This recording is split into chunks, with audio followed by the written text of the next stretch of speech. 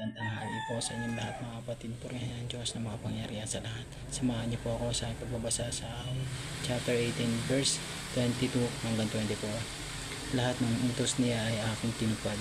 Mga batas niya hindi ko nilabag. 23. Nalalaman niyang ako ay walang kasalanan. Paggawa ng masama ay aking iniwanan. Kaya naman ako ay gintimpalaan niya sapagkat alam niyang ako ay totoong walang sala. Amen. Purihin natin ang Diyos na makapangyarihan sa lahat.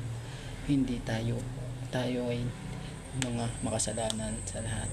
Purihin natin ang Diyos na makapangyarihan sa lahat. Walang ibang makatutupad lamang ng kanyang utos kundi ang kanyang anak na ang Panginoong Hesus lamang. Siya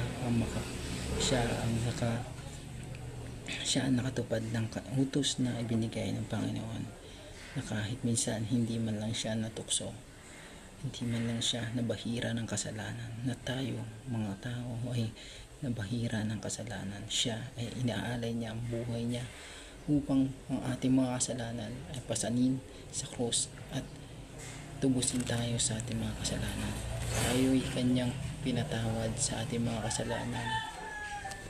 Tayo lahat ay kung tayo ay susunod at